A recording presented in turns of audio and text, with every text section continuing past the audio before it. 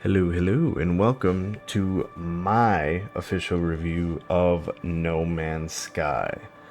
So, we're gonna kind of talk a little bit about it. Again, this is all my opinion, all that fun stuff.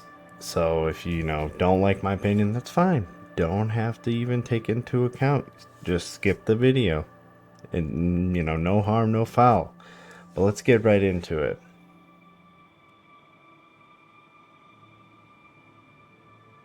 So, we're gonna start off with the story here.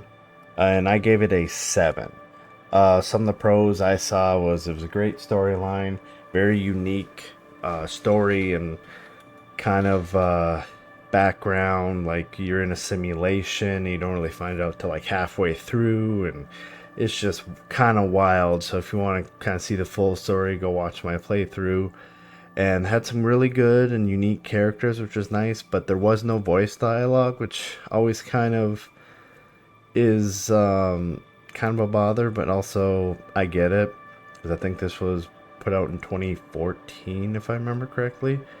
And there's a couple of noxious quests we'll get into later, but other than that, good story. So I gave it a 7.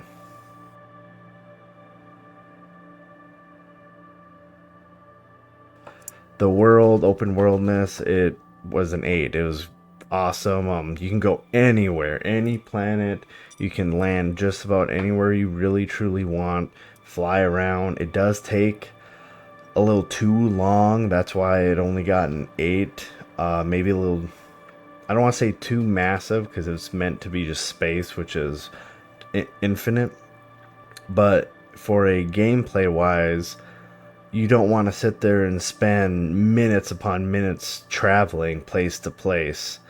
So if you like didn't discover certain things, like yeah, you could speed up and go there, but it was just a lot of travel time overall. So that's why I kind of only got an 8.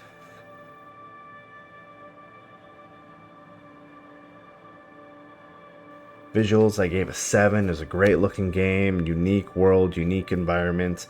A little buggy at times, but that kind of happens with most video games.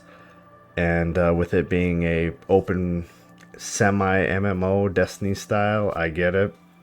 Other than that, though, it was great. The animals looked unique. The planets were very unique, and the environments overall were very, very unique. So, a good 7 out of 10 for me.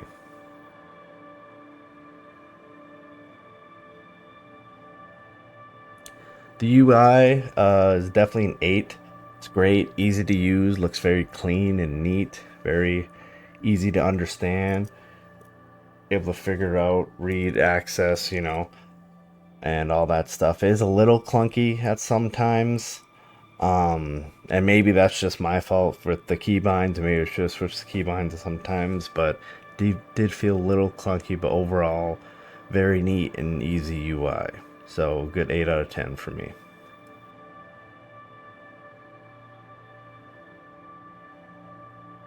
Building I gave, which is kind of upsetting because I was actually expecting a lot more from this game. I only gave it 6. The pros were like you could snap in free plays, you can build just about anywhere, and you can build what you want. Kind of like other games where you just have like a roof or a platform or like just a wall. Couple cons, it was auto switching my walls, which was very upsetting. So if you had 3 walls high, it would make it do a middle wall, a bottom wall, and a top wall. And I didn't always want that. If you have like 2 floors and they were aligned, it would just look weird. Like your second floor wouldn't match your first floor. So that was kind of upsetting in that part. And you couldn't really snap all the objects. Like they had the snap feature, but they just wouldn't snap anywhere. So I had to give a few points off because of that. So overall 6.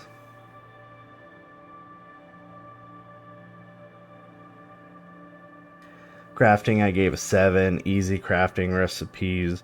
They show you exactly what you need. Usually you only need like 2 ingredients at a time. The cons is not much output to input ratio. Like you take a lot of resources, only get like 1 or 2 items. which I get if they're the more expensive items like antimatter and hyperdrive, stuff like that. But sometimes they can get a little taxing, especially if you were just someone who just got home from work and you just want to, hey, I just want to hurry up, craft this, and it takes a while. So overall, 7, not too bad, not too good type of style.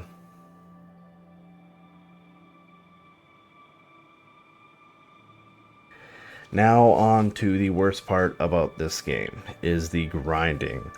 I gave it a 2. There really wasn't any pros I saw. Like, yes, you could scan the planets, you could see what planets have what materials, so you kind of figure that out. And asteroids also had some materials you can get into it.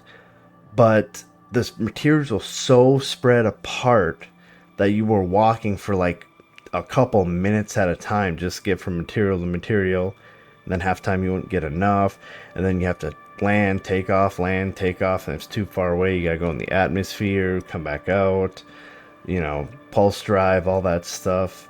And it was just too much, too much time spent for too little outcome.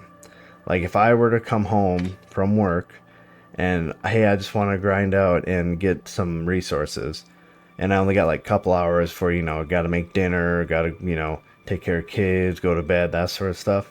I don't want to spend 2 hours grinding like a single material because I can't find it on a single planet.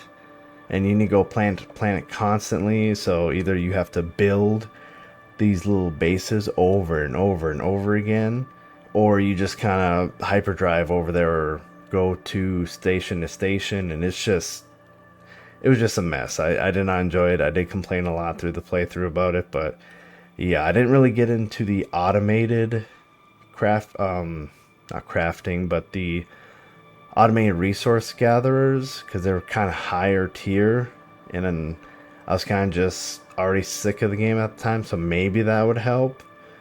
But overall, it was just way too grindy. But if you had a couple friends, it probably wouldn't be that bad. But yeah, I just had to give it a 2 out of 10.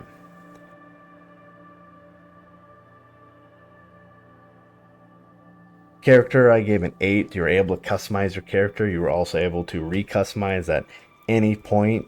You could either build a little station at your home, or you could go to the anomaly, which is big old space station. You can customize it at any time, which is nice. So you can unlock new stuff, and I really enjoyed that. A lot of cool options. You weren't able to customize from the start, and that kind of threw me off. Because usually, if you are able to customize your character, you can do it right from the start. But other than that, 8 out of 10, very good customization for the characters.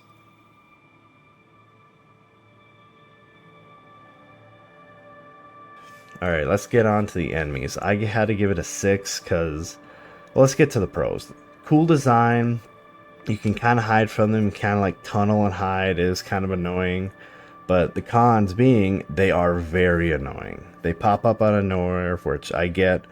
They're teleporting in between space and time, so I understand that. They're hard to kill right away, and weapons are like millions of credits, and you start with nothing. So very hard to kill right away. And they're just come out of nowhere. And once they spot you, they will not get off you until you're like fully out of sight. You can kind of run for them, which is nice, but they're just too annoying almost. Even on the planets that didn't have high sentinel, because they're called sentinels, little robots. Even if they didn't have high sentinel activity, you're still just getting spotted constantly. So kind of annoying, but very cool design. So 6 out of 10.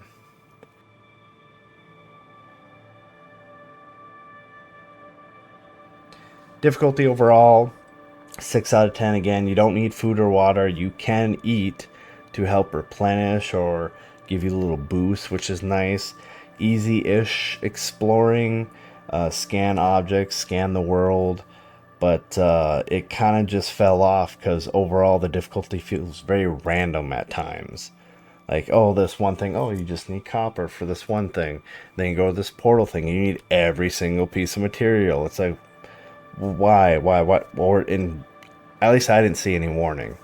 And then you just spend too much time grinding. Like there are these missions where you're going to a whole new solar system just to do a side mission to continue with the main story. Like, I get you want your players to explore, but to have them do like 2 or 3 of these just to move one little step in the story, like I'm gonna come home from work and do like 2 side quests and then I'm gonna be done because I don't got much time. So overall, 6 out of 10. It could be better.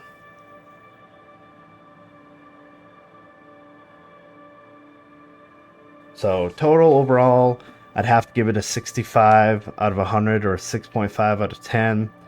I had a lot of high hopes for this game. It still is getting updates, and you're able to take control of outposts and stuff, which I never really got into and couldn't, I guess, really figure out.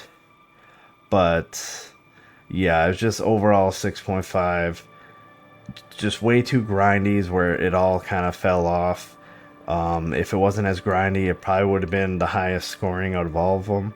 But it just way too grindy, overbearing missions, and just too much exploration. Like, I get you want a space game with plenty of exploration, but when you make certain players who kind of don't have a lot of time on their hands, make them explore for 2 hours at a time for like 2 planets, it doesn't get very fun. But yeah, that's really all I've got. If you guys have any other suggestions or any comments, please let me know. Any other games you want me to try to play that maybe you just don't want to spend the money on and kind of just want to see being playing, let me know. Currently playing Arctico over on my Twitch, which is linked down in the description. But yeah, I will talk to you guys in the next review. Peace.